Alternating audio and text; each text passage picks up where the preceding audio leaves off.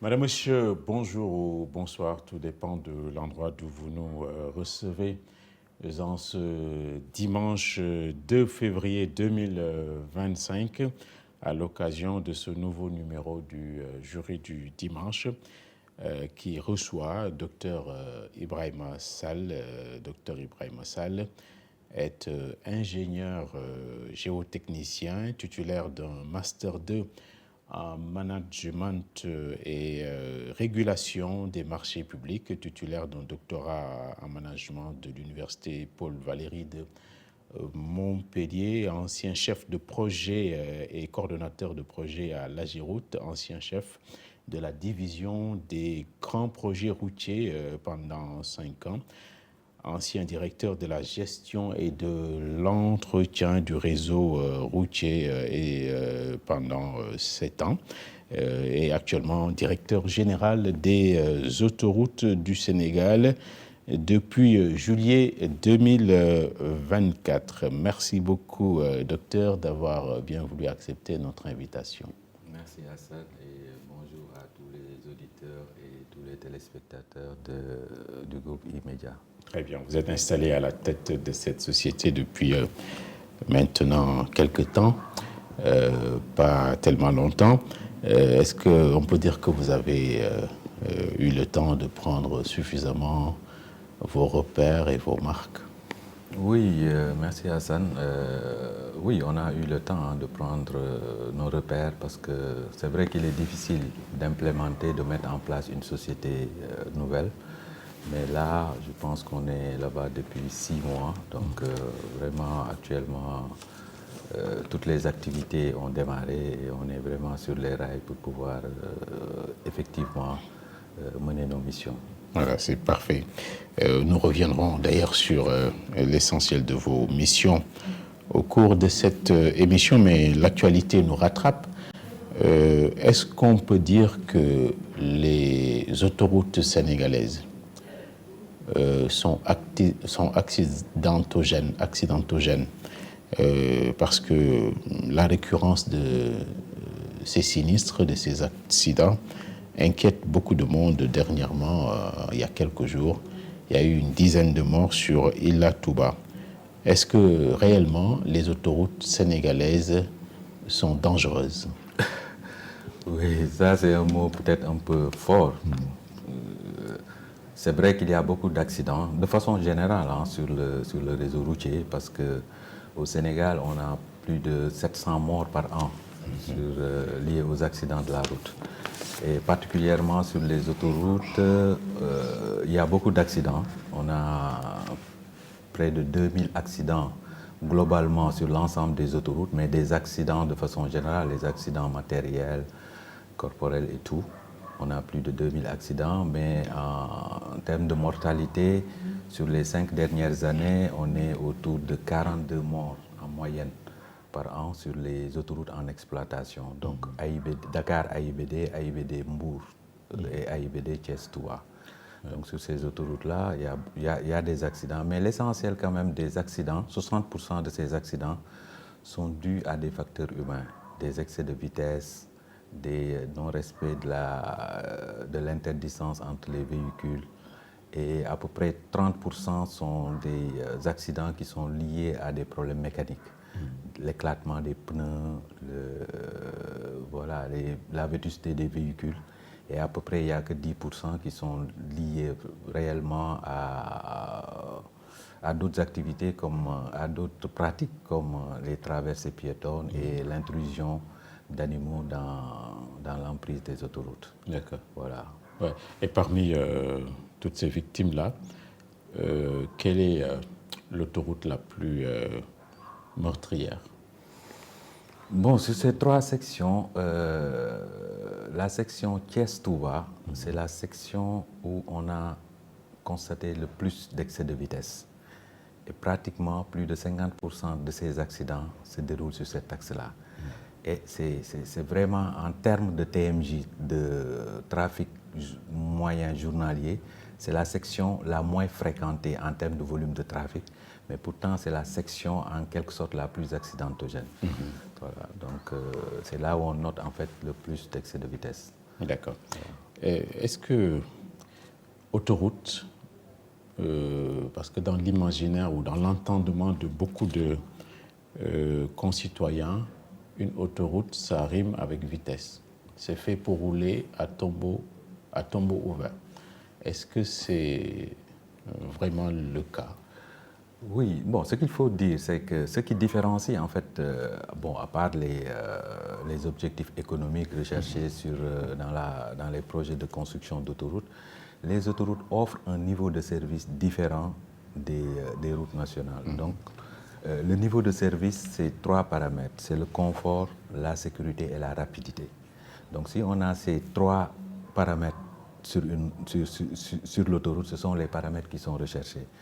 Donc, c'est vrai, il y a le confort sur l'autoroute parce que, voilà, on fait des autoroutes avec un excellent niveau de service, avec un UNI qui est très bon parce que l'UNI, c'est vraiment les déformations de surface qu'on peut mesurer avec des appareils spécifiques.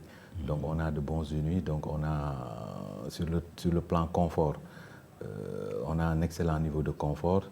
Sur la sécurité, aussi, parce que sur les autoroutes, ce qu'il faut dire, c'est qu'on ne peut pas mettre d'obstacles physiques pour ralentir les véhicules. Parce que ce qui est recherché aussi, c'est d'aller vite. Donc, mais en termes de solutions, ce qu'on a comme solution, en tout cas au niveau du MITA, c'est déjà le projet de vidéo-verbalisation qui est diligenté au niveau du MITA, du ministère des Infrastructures, pour pouvoir détecter en fait avec des caméras de surveillance les véhicules qui seront en excès de vitesse et derrière essayer d'appliquer les pénalités qu'il faut pour les véhicules qui seront en excès de vitesse. Parce que la vitesse maximale autorisée sur les autoroutes, c'est de 110 km à l'heure. Donc vous imaginez, et c'est ce que vous constatez sur les autoroutes, l'essentiel des autoroutes, des véhicules qui circulent sur les autoroutes sont en excès de vitesse. Ça, c'est vraiment un constat. Alors qu'il y a limitation de vitesse. Oui, il y a une limitation de vitesse. Pour l'instant, la vitesse maximale autorisée, c'est 110 km à l'heure. Comparativement au réseau routier, sur le réseau routier, la vitesse maximale est de 90 km à l'heure et c'est ce qu'on a sur les routes nationales. D'accord. Donc on a un avantage en termes aussi de rapidité comparé au réseau routier. Voilà. Les vidéosurveillances, vous les avez évoquées, elles sont regardantes sur les excès de vitesse que font les véhicules. Est-ce que ces mêmes vidéosurveillances sont aussi regardantes sur ces véhicules qui tomberaient en panne et qui auraient comme voie de garage les bandes d'arrêt d'urgence? Parce qu'avec l'accident qu'on vient de connaître, on a entendu dire que le véhicule qui était stationné était resté là-bas plusieurs heures. Est-ce que là-bas, on ne peut pas détecter une forme de négligence? Non, enfin, je ne dirais pas négligence parce que les autoroutes disposent de caméras de surveillance. Par exemple, bon, sur la section qui est concernée par l'accident, la section Thiès-Touba, on a une trentaine de caméras de surveillance qui est un point de contrôle avec des OPC, les opérateurs de postes de contrôle qui regardent en permanence ce qui se passe sur les autoroutes. Concernant ce cas-là, c'est vrai que ça a été signalé et l'obligation de l'exploitant, en tout cas suivant les dispositions de son contrat, c'est que quand il y a un événement qui est détecté, un événement, ça peut être une panne de véhicule, ça peut être un objet qui est sur la chaussée, etc. Donc quand il y a un événement qui est détecté, l'exploitant dispose de 30 minutes pour venir baliser si c'est un véhicule. Et si le véhicule est sur les voies circulables, il a l'obligation de dégager le véhicule sur la bande d'arrêt d'urgence. Parce que sur les autoroutes, il y a les voies circulables. Les autoroutes sont en 2 fois 2 voies. Mais il y a 2 voies circulables et une bande d'arrêt d'urgence. Et quand le véhicule est sur la bande d'arrêt d'urgence, l'obligation de l'exploitant est de venir faire le balisage. Le balisage sur les sections courantes là se font au moins sur 150 mètres avec un biseau, donc à peu près sur 300 mètres de balisage. Et donc normalement, si normalement même un véhicule ne roule pas sur la bande d'arrêt d'urgence déjà. Donc c'est un balisage qui doit être visible de très loin. Et c'est ce qui s'est passé. Et les rapports de gendarmerie et des sapeurs-pompiers l'ont confirmé, en tout cas de ce qu'on a reçu comme information. Donc le véhicule était réellement garé sur la bande d'arrêt d'urgence et le véhicule a été balisé. Et c'est ça un peu l'obligation de l'exploitant. Maintenant, comme je vous ai dit, s'il y a un événement de façon générale sur ces sections d'autoroute-là, l'exploitant dispose de maximum 30 minutes pour venir dégager le véhicule sur les sections courantes. Et si l'exploitant ne le fait pas, à la fin du mois, il y a des pénalités qui lui seront appliquées. Et des pénalités qui peuvent aller jusqu'à 6,5 millions par dérapage en fait, du temps qui était imparti pour le dégagement en fait, de l'obstacle. Et sur ce cas-là, donc, l'exploitant n'a pas respecté le cahier de charge? Non, je n'ai pas dit l'exploitant n'a pas respecté le cahier de charge. Au contraire, parce que le véhicule, comme je vous ai dit, était déjà dégagé des sections courantes, c'est-à-dire des deux voies circulables. Et le véhicule était au niveau de la bande d'arrêt d'urgence et le véhicule était balisé. Donc normalement, cette bande d'arrêt d'urgence-là ne doit pas faire l'objet de circulation, sauf en cas d'urgence, comme son nom l'indique.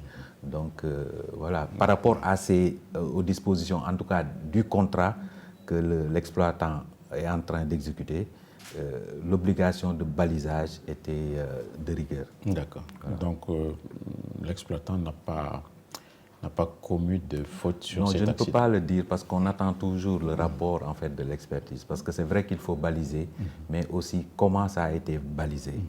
Les dispenses réglementaires, etc. Il y a beaucoup d'aspects qu'on devra voir. Il faut attendre l'enquête. Voilà, il faut attendre l'enquête. On a aussi des vidéos, mais les vidéos aussi montrent que le véhicule qui a fait l'accident, c'est un véhicule qui roulait à tombeau ouvert parce qu'on a, avec les vidéosurveillances, on a des images de ce véhicule-là à certaines distances avec un temps donné et on a pu détecter le véhicule à un autre endroit aussi avec un timing. Donc on a pu estimer un peu la vitesse avec laquelle le véhicule roulait. Donc c'est des vitesses qui dépassent largement la vitesse autorisée sur les autoroutes. D'accord. La question, est-ce que nos autoroutes sont sûres?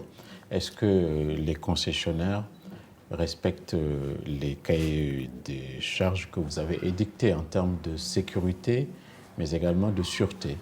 Oui, justement, en fait, le rôle de ADS, c'est vraiment une des missions du moyen de ADS, c'est de veiller effectivement au respect de ces dispositions contractuelles. Parce qu'il y a des indicateurs de performance que le concessionnaire et le régisseur devront respecter.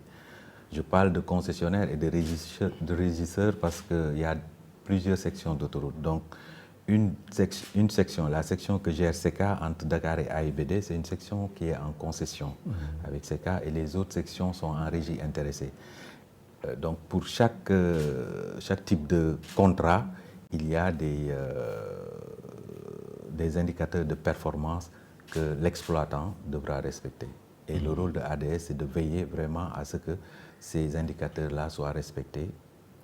Voilà. Très bien. On voit régulièrement des gendarmes sur les autoroutes sénégalaises, mais on ne voit pas de sapeurs-pompiers.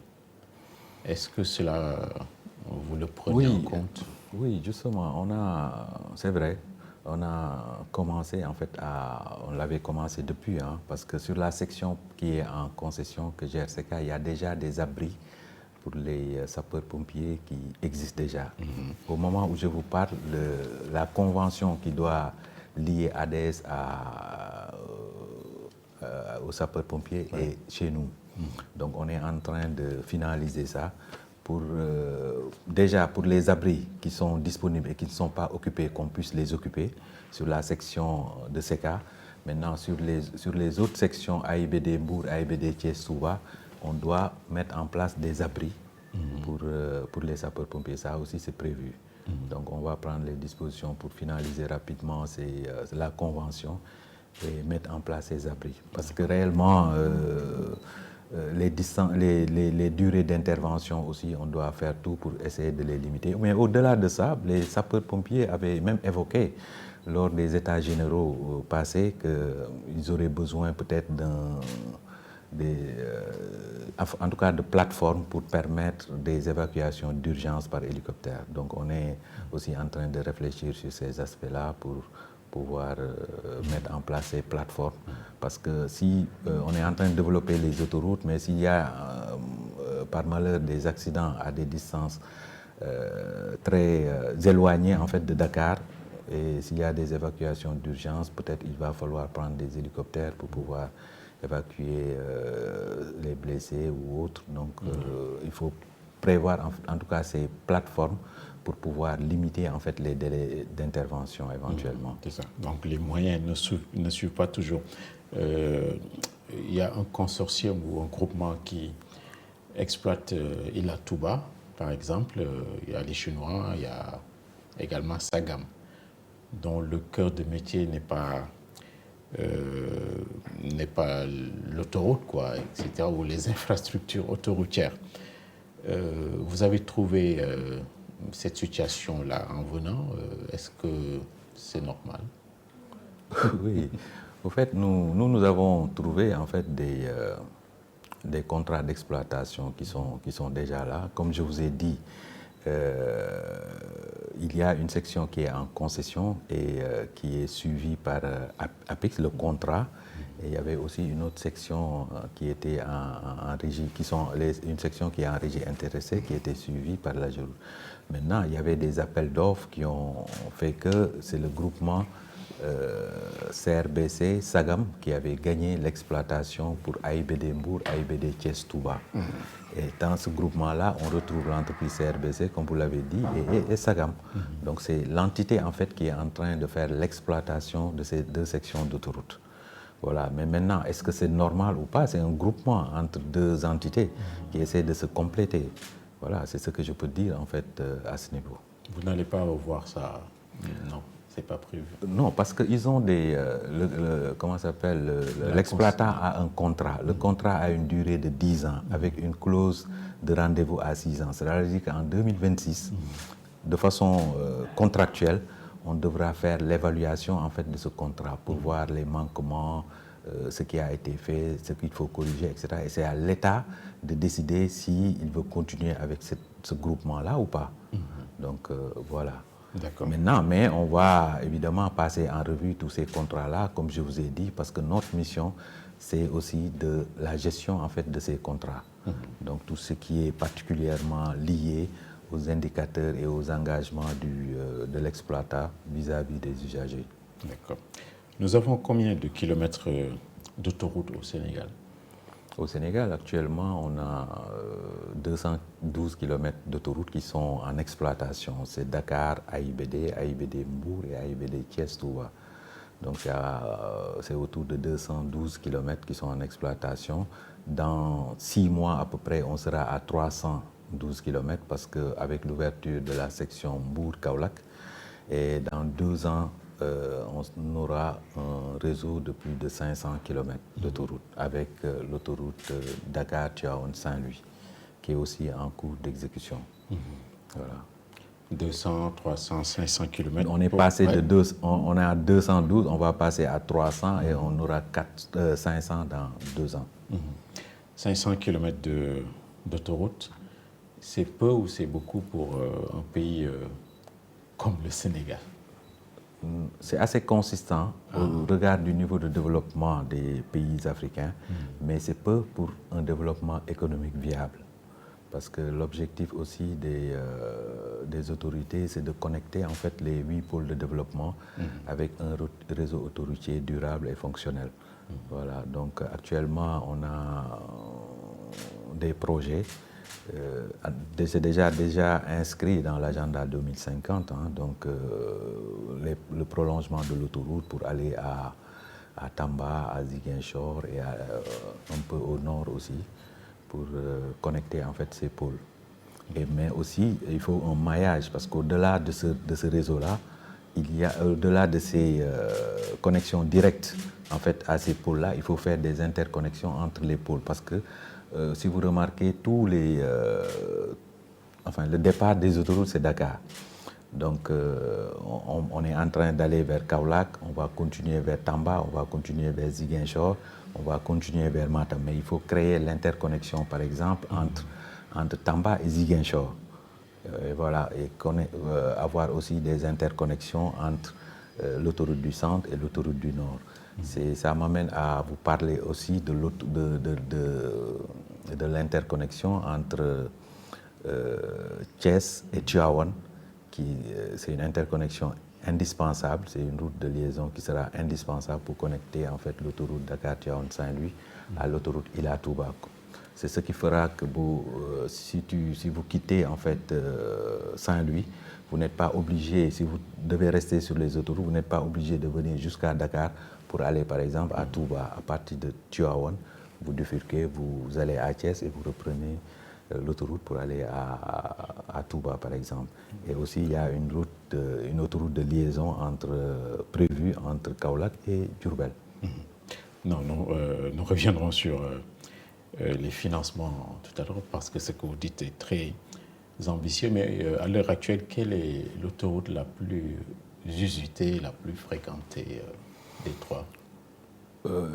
Parmi les autoroutes, les sections d'autoroutes en exploitation, évidemment, c'est la section Dakar-AIBD qui est exploitée par SECA, qui est vraiment l'autoroute la plus fréquentée. Mais c'est normal, si vous regardez un peu la configuration en fait, du réseau actuel de l'autoroute, il y a une bifurcation à partir de l'échangeur de Tchambor pour aller à Mbour et pour aller à Touba. Et maintenant, toutes ces deux autoroutes-là arrivent jusqu'au niveau du nœud de Tchambor et tout le monde vient à Dakar. Et en sortant aussi de Dakar, vous utilisez le même tracé. Donc évidemment, le trafic qu'on a sur ces sections-là est largement, vraiment plus important que sur les deux autres sections. On peut dire que Eiffage a gagné le gros lot. Bon, vous savez, c'est une situation qui est là parce que c'est une concession. Une concession, cela veut dire que le privé a mis ses billes dans la construction et en conséquence, l'État lui a cédé l'exploitation pendant une durée. Maintenant, il y a dans ces contrats de partenariat public-privé, il y a toujours des négociations. Il y a des risques à prendre ou à laisser à l'autre. Maintenant, pour ces risques trafic, c'était du côté de l'entreprise qui a pris ces risques trafic et malheureusement pour l'État du Sénégal, voilà, on se retrouve avec des trafics qui ont été multipliés par N, donc voilà, c'est au bénéfice de l'exploitant. Mais c'est ça en fait comment ça s'appelle, c'est ce qui se passe en tout cas dans les contrats de PPP avec les négociations, voilà, mais c'est une situation qui est là. Voilà. Ouais, c'est ça. Très bien, nous reviendrons sur l'autoroute A1 Dakar-Diamniadio pour voir les perspectives. Je rappelle que nous recevons Dr Ibrahima Sall dans cette émission du jury du dimanche. Alors, la société que vous dirigez depuis juillet est une entité récente qui a été mise en place. Quelle est sa valeur ajoutée? Qu'est-ce que vous faites exactement? Notre mission, en fait, d'abord c'est la recherche de financement pour le contrôle, la gestion et le développement des autoroutes. Et nous avons aussi comme mission l'exploitation directe des autoroutes, parce qu'actuellement les autoroutes sont exploitées par des exploitants, des concessionnaires et en régie intéressés par une entité privée. Donc une de nos missions en tout cas c'est de procéder à l'exploitation des autoroutes et au contrôle des exploitants, au contrôle par tout tiers exploitant des autoroutes. C'est-à-dire que pour les autoroutes par exemple qui sont en construction, ADS peut contracter avec un privé pour l'exploitation, comme ADS aussi peut venir directement exploiter. Si ADS contracte avec un privé pour l'exploitation, évidemment, il va y avoir un contrat pour le suivi en fait de ce que je viens d'expliquer tantôt, les indicateurs de performance, etc., pour l'exploitation des autoroutes. Maintenant, on assure aussi les missions d'autorité délégante ou concédante sur tous les contrats de partenariat public-privé qui concernant l'exploitation des autoroutes. On assure aussi l'entretien des autoroutes parce qu'actuellement, on parle de, comme je vous ai expliqué, il y a une section qui est en concession. Sur cette section qui est en concession, c'est le concessionnaire en fait qui assure l'entretien courant et l'entretien lourd sur ces sections d'autoroutes-là durant toute la durée de sa concession. Mais sur les sections qui sont en régie, ces autoroutes-là sont toujours sous le contrôle de l'État. Et l'exploitant, c'est comme l'exploitant qui est sur ces sections-là est en régie intéressée. C'est comme si l'État avait pris un prestataire payé par mois pour en fait gérer l'exploitation. Et ce prestataire-là est payé et en fonction aussi des critères de performance qui sont définis dans son contrat. Donc c'est ADES un peu qui assure ce suivi-là pour le compte de l'État. Et bon, d'autres activités, mais l'essentiel en tout cas des activités, c'est l'exploitation des autoroutes, la recherche de financement pour le développement des autoroutes et d'assurer aussi la mission d'autorité concédante ou délégante sur tous les contrats de partenariat public-privé relatifs aux autoroutes. D'accord. Est-ce que vous avez marqué tout votre territoire? Parce que, semble-t-il, il y a un processus de transfert ou de transfèrement qui doit être fait avec l'APIX, notamment pour l'autoroute A1 Dakar-Diamniadio. Est-ce qu'il n'y a pas d'ailleurs redondance avec entre vous, APIX, AGEROUTE, parce que on a du mal à se retrouver? Non, il n'y a pas de confusion possible pour les sachants. Parce qu'au début, l'État venait de démarrer les autoroutes, donc ce n'était pas nécessaire de mettre en place tout de suite une société pour l'exploitation des autoroutes. Mais les missions sont très claires. L'AGEROUTE est une agence d'exécution. Donc l'AGEROUTE met en œuvre tous les projets de construction, de réhabilitation ou d'entretien des routes, la construction de ponts. Donc c'est une agence d'exécution. Et APIX, sa mission, APIX, je ne vais même pas dire sa mission, mais APIX c'est une agence en fait de promotion de l'investissement. Donc comme j'ai dit au début, c'est APIX qui gérait en fait la première section d'autoroute qui était en concession. Maintenant, ces activités-là devront être transférées à ADS comme dans le cadre de ses missions. Donc concernant AGEROUTE, parce que c'est AGEROUTE aussi qui gérait le contrat de régie entre AIBD Mbour et AIBD Thiès-Souva. Donc le transfert a été effectif pratiquement pour AGEROUTE, donc sur ces sections-là. Donc le transfert est en cours avec APIX pour la section qui est en concession, la section que gère SECA. Donc nous espérons que rapidement on va pouvoir finaliser et assurer un peu notre mission d'autorité concédante pour cette section d'autoroute que gérait APIX. D'accord, donc la confusion va être levée, etc. Sinon, vous avez parlé de financement. Et partout dans le monde, les financements en matière d'infrastructure pour nos pays, spécifiquement, ces financements commencent à se faire rares, ou bien se font même rares. Est-ce que vous avez dans vos idées ce que vous appelez des financements innovants pour financer, je me répète un peu, les projets que vous avez en matière de développement d'autoroutes, notamment pour aller jusqu'à Matam, Tambacounda, Ziguinchor, etc. Oui, en fait, ce qu'il faut dire, c'est que, comme vous l'avez dit, les financements sont de plus en plus difficiles, en tout cas pour des sections d'autoroutes moins rentables financièrement. Au Sénégal, en fait, les sections d'autoroutes les plus rentables financièrement, bon, quand on enlève vraiment l'investissement, ces sections d'autoroutes-là, ce sont les sections qui sont proches de Dakar, parce que c'est là où on a beaucoup plus de trafic. Donc, comme je vous ai dit tout à l'heure, je vous ai expliqué que la section que gère ECA est largement plus fréquentée. Et plus on va à l'intérieur du pays, moins on a de trafic et les sections sont plus longues. C'est-à-dire que si on doit prolonger l'autoroute de Kaolack à Tamba, la distance elle est très longue et ça sera difficile de faire un contrat pareil, de chercher un partenaire qui va venir en concession pour faire cette section d'autoroute, c'est-à-dire un partenaire qui va venir financer et se faire rétribuer à travers le paiement usager. Ça sera très difficile. Donc il va falloir que l'État prenne en charge cette construction, où l'État met la main à la poche pour une contribution et maintenant appeler un partenaire pour l'accompagnement. C'est indispensable pour ces sections d'autoroute où on a moins de fréquentation. Mais c'est le rôle de l'État et c'est ça qui va assurer en fait le développement économique du pays. Parce que si on doit relier les pôles, ce sont les autoroutes qui peuvent assurer en fait cette liaison économique entre les pôles qui sont ciblés dans le cadre du projet. Donc je pense qu'il va falloir qu'on trouve, comme vous le dites, des mécanismes innovants. Mais dans tous les pays du monde, il y a un système de péréquation. Parce que les autoroutes les plus rentables devraient servir, les recettes devraient servir en partie à financer le développement du reste du réseau. Nous, c'est ce qu'on compte faire. On va en discuter évidemment avec le ministère des Finances pour essayer de voir comment mutualiser en tout cas nos efforts pour pouvoir utiliser ces recettes-là, mettre ça sur la table et solliciter d'autres partenaires pour le développement des autoroutes. Il y a aussi d'autres activités qu'on peut mener qui concernent la valorisation des emprises, où on peut avoir d'autres activités avec des sources de revenus qui peuvent nous permettre de contribuer en quelque sorte à ces travaux de développement des autoroutes.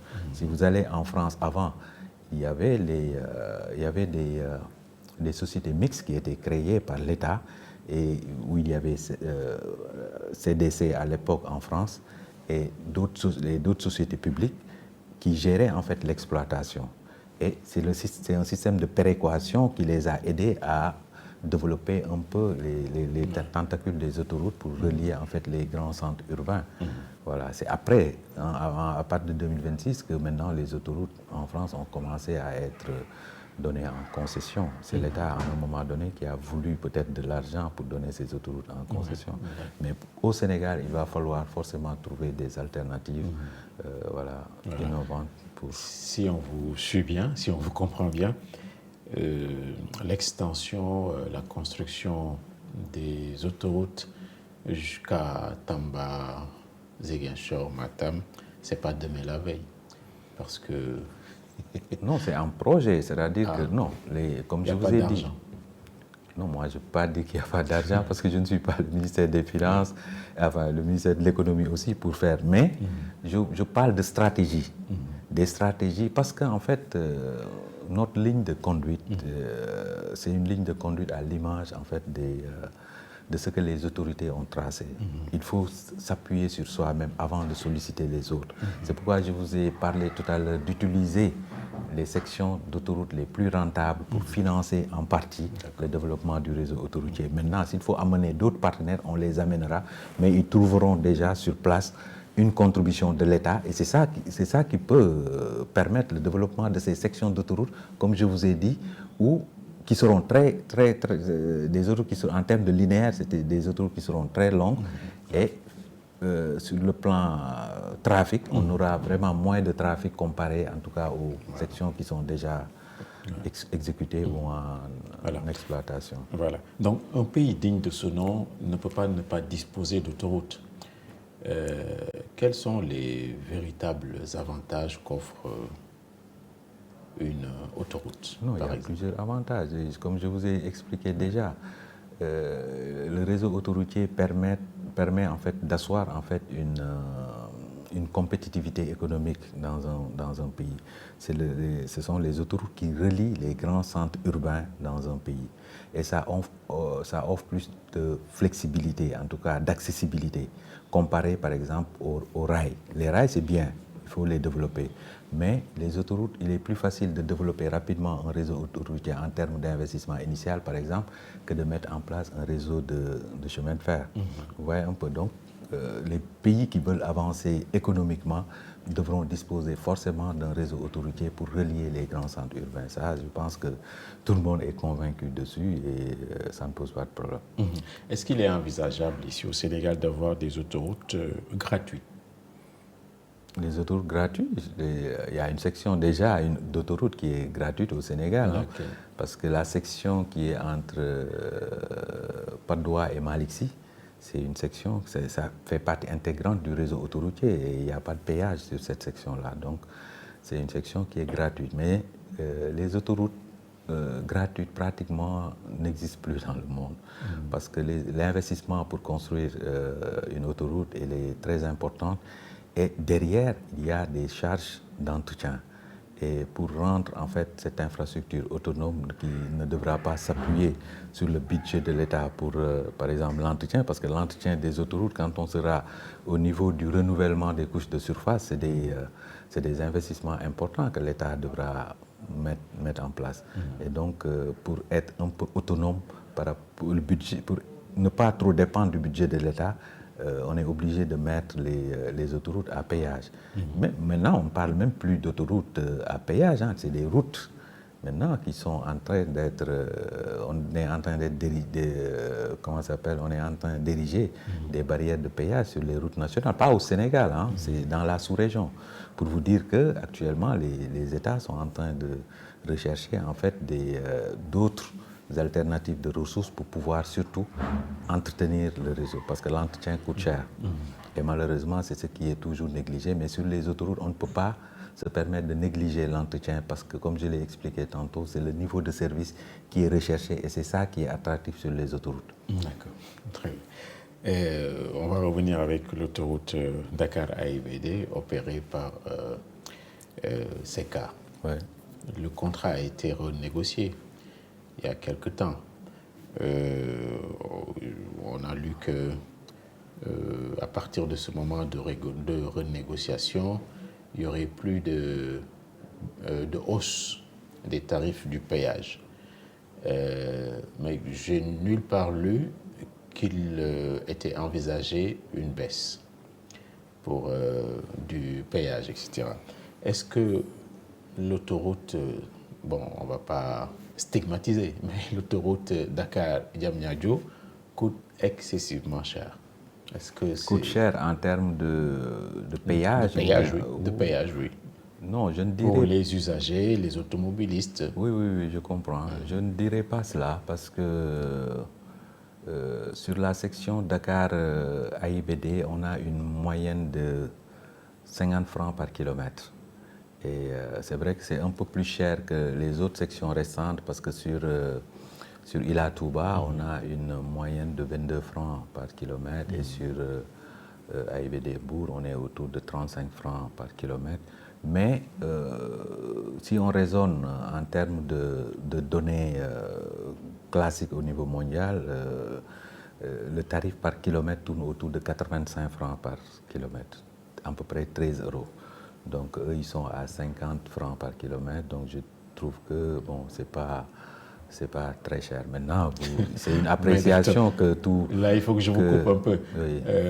Vous n'écoutez pas les usagers, alors? Oui, c'est ce que je vous dis, c'est une appréciation de l'usager par rapport à sa situation économique, à sa situation financière et tout.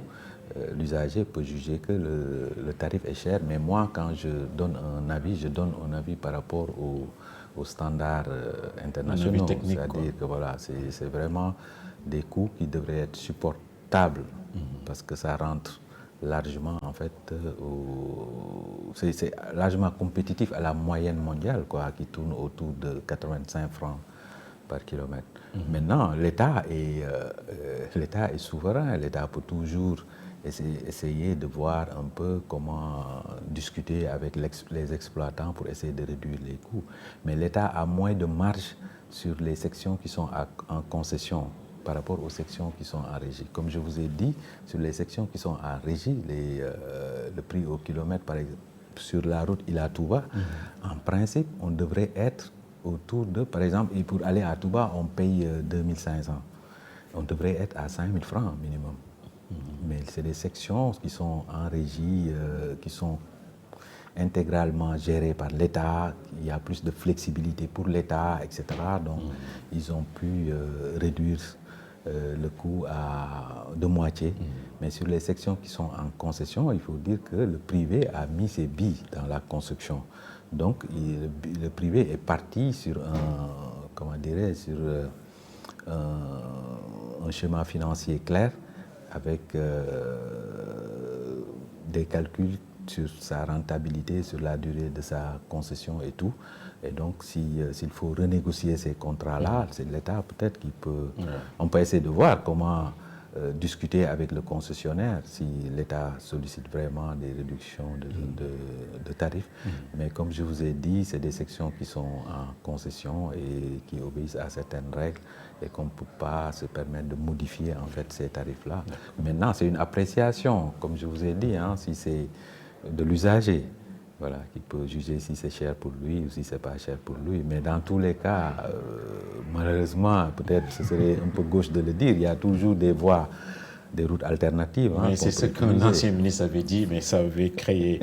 Oui, c'est pourquoi je n'ai pas voulu répéter ça, mais en réalité... C'était maladroit, ça. Voilà.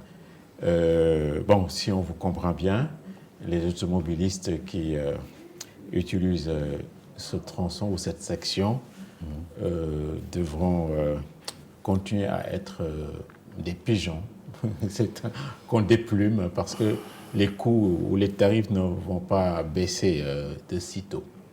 Ça, on ne peut pas dire que les tarifs ne peuvent pas être baissés de sitôt. Comme je vous ai dit, l'État est souverain et les contrats, tous les concessionnaires ont des contrats avec l'État. Et dans tous les contrats, il y a des possibilités que l'État réintervienne dans les dispositions du contrat. Mais, par exemple, je vous dis que l'État a beaucoup plus de flexibilité sur les contrats qui sont en régie intéressée que sur ce contrat-là qui est en concession. Parce que sur les contrats en régie, l'autoroute est entièrement financée par l'État avec le concours évidemment de bailleurs de fonds. Mais c'est une autoroute qui est gérée par l'État, qui a pris un prestataire. Donc l'État a beaucoup plus de flexibilité sur ces routes-là. Et les gens, on veut aller, nous, vers en fait, cette souveraineté de l'État sur les prochaines sections d'autoroute. Et c'est ça qui offrira à l'État voilà, cette souveraineté-là de fixer les tarifs sans presque consultation, etc. Voilà, maintenant, mais sur les concessions, vous êtes obligé d'en discuter avec le concessionnaire. Très bien. Voilà. On parle également de surcharge là-bas, parce qu'aux heures de pointe, notamment à la descente, il y a beaucoup de congestion. Il y a des embouteillages un peu partout sur les bretelles de sortie, etc. Est-ce qu'il y a des choses à faire? D'ailleurs, quotidiennement, combien de véhicules empruntent cette section de CK? Non, il y a... bon, je ne vais pas donner un chiffre, hein, parce que comme je vous ai dit, hein, le transfert officiellement... Bon, même ils avaient écrit plus de 100 000... Oui, transfert, mais je vous ai dit que le volume de trafic est largement quand même supérieur aux autres sections.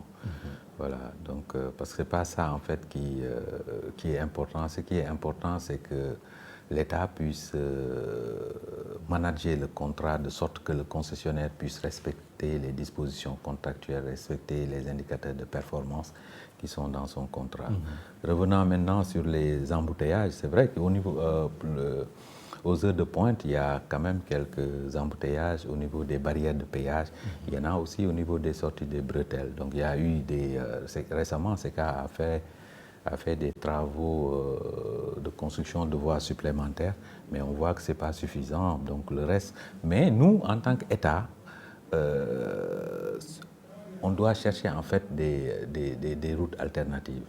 Donc il y a le prolongement de la VDN pour aller à Diamniadio sous forme d'autoroute. Ça, c'est un projet aussi qu'on a, qui est là, qu'on va exécuter. Et ça permettra d'avoir en fait une autoroute alternative pour pouvoir éviter, en fait, soulager un peu déjà cette autoroute-là, soulager par rapport à l'usager, mais pas par rapport au concessionnaire. Maintenant, au-delà de ces embouteillages au niveau des barrières de péage, il y a des embouteillages au niveau des sorties des bretelles. Et malheureusement, pratiquement sur cette première section d'autoroute, toutes les sorties débouchent directement sur des bretelles qui sont parfois à moins de 200 mètres de l'autoroute. Donc, c'est des points de conflit, mais ce sont des problèmes qu'on devra régler de façon un peu holistique, parce que ces giratoires sont sur le réseau routier national. Donc, à certains endroits, il va falloir peut-être trouver une alternative pour pouvoir déplacer en fait ces giratoires-là, augmenter la capacité de stockage au niveau des sorties des bretelles, au moins pour libérer les sections courantes sur l'autoroute. Et ça permettra peut-être de soulager les gens qui veulent, enfin le trafic de transit qui passe au-delà de ces sorties de bretelles. Est-ce que c'est normal aussi que les gares de péage connaissent des embouteillages? Bon, comme je vous dis, au niveau des indicateurs de performance, par exemple, je vais donner l'exemple sur les sections qui sont en régie, où nous avons déjà les contrats à disposition. Il y en a un indicateur qui dit que les véhicules ne doivent pas faire plus de 2 minutes au niveau des barrières de péage, pour traverser les barrières de péage. Voilà. Et si les véhicules dépassent 2 minutes, évidemment, il y a des sanctions qui sont prévues. Maintenant, il faudrait que l'État se donne les moyens de contrôler ce temps de traverser des barrières, parce qu'on ne peut pas mettre des indicateurs qu'on ne peut pas contrôler. Parce que les contrats étaient là, il y a cet indicateur-là, mais l'État ne s'est jamais doté les moyens pour pouvoir contrôler le temps de passage de ces véhicules-là au niveau des barrières de péage.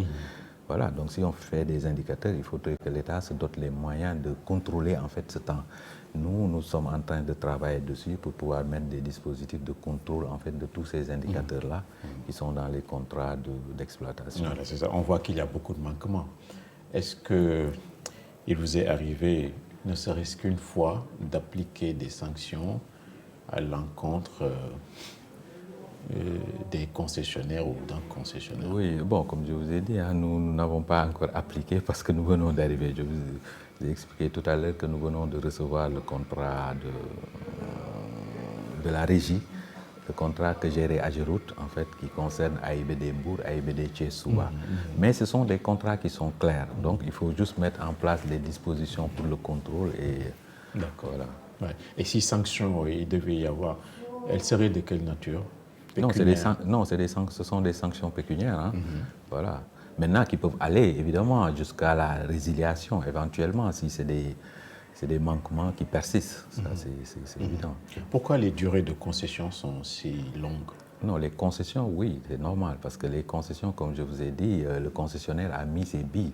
Donc le concessionnaire prend en fait le temps de se faire rembourser et le temps aussi d'avoir ses profits avant de retrocéder à l'État.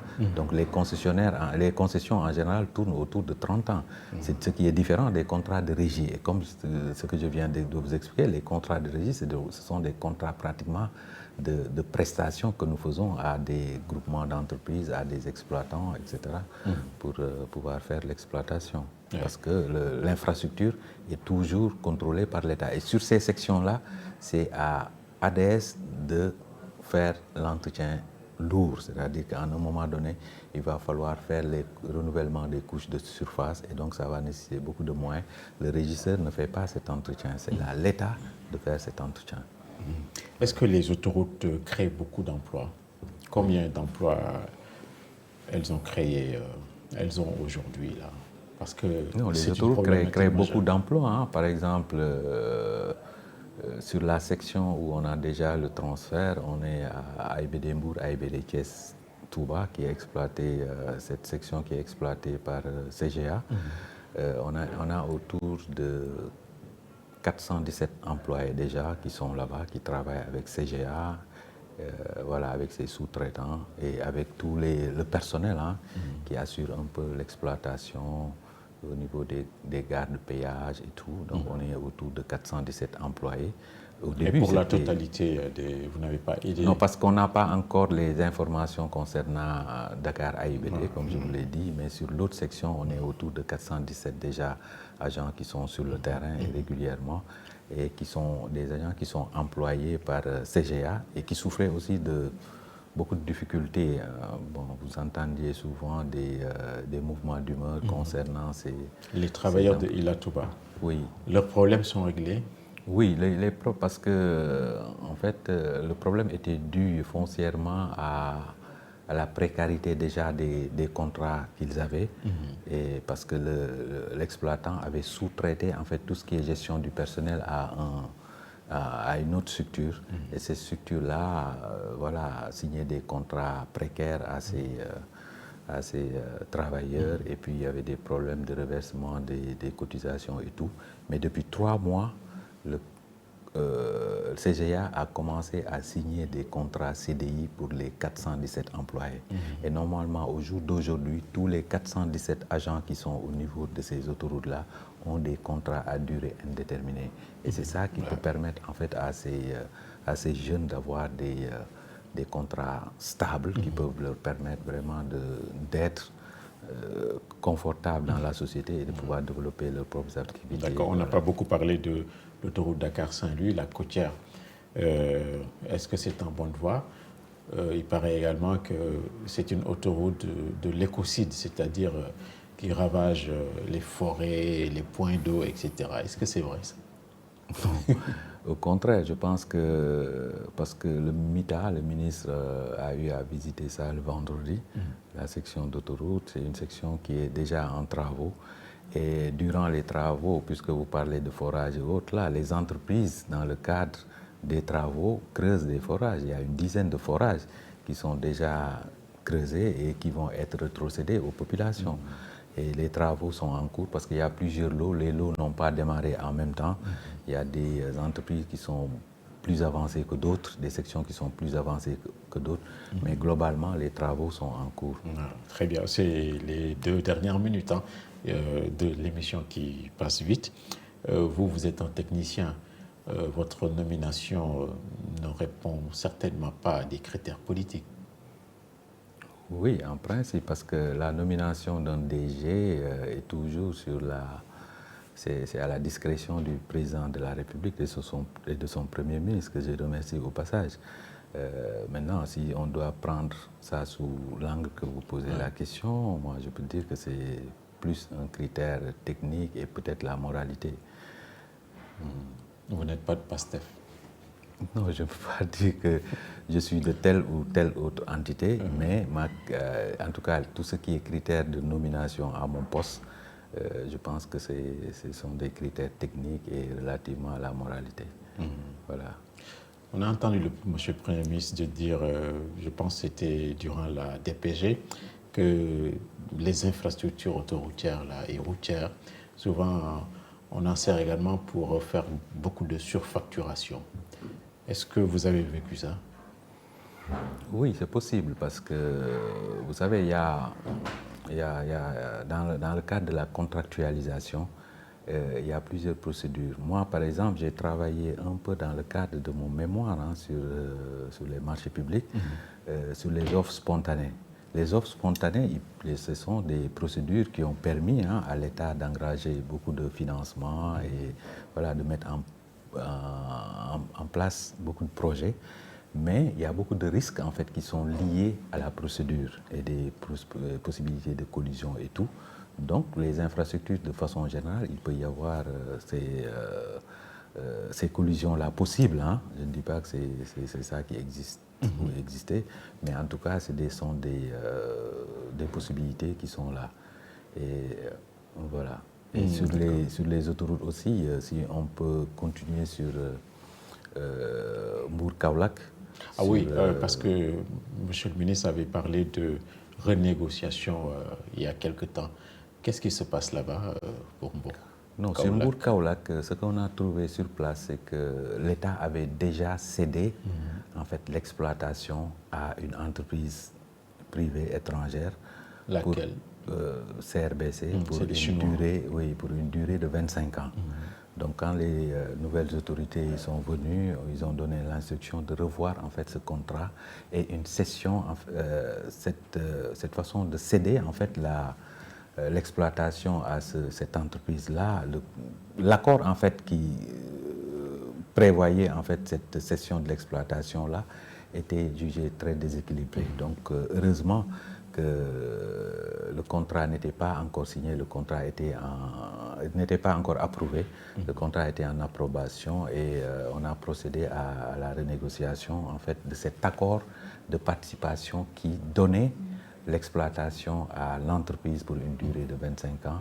Et la procédure est quasiment terminée. Et je pense que les autorités feront les communications qu'il faut au moment venu sur ce contrat d'exploitation. J'avais une toute dernière question. L'ancien président, Maître Abdoulaye Wade, avait ouvert le chapitre des autoroutes. Le président Macky Sall l'a intensifié. Est-ce que vous pensez que le président Bassirou Diomaye Diakhar Faye sera aussi un champion des autoroutes? Oui, nous le pensons parce que, comme je vous ai dit, la connexion en tout cas des différents pôles est une nécessité si on veut avoir un système, un développement économique viable. Donc il faut relier les pôles par des autoroutes. Et le portefeuille de projet est là, mais il y a des priorités. Par exemple, sur le réseau, on a défini en fait les différentes sections d'autoroutes à faire, mais par priorité, et on les fera de façon progressive. Peut-être la différence avec les anciens projets d'autoroute, peut-être ça va figurer spécialement sur le mode de financement de ces autoroutes-là. Parce qu'on peut, le Sénégal est un pays qui peut emprunter de l'argent facilement. Mais comme l'a dit le Premier ministre, on préfère compter d'abord sur nous-mêmes.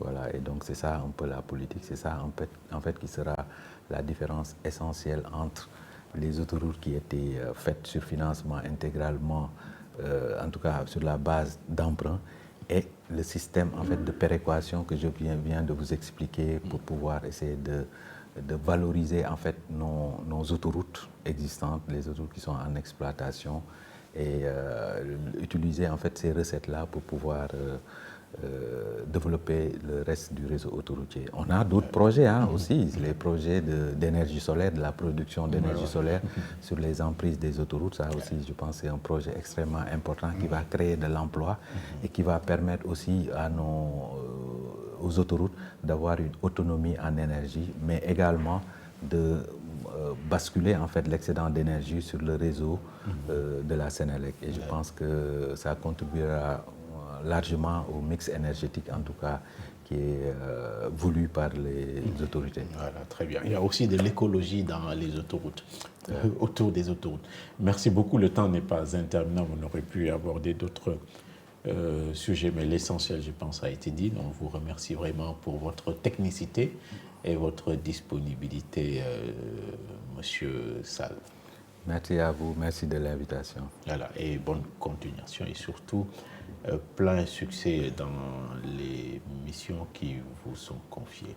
Merci également à nos auditeurs et téléspectateurs qui sont toujours fidèles à iRadio et ITV. Bon dimanche.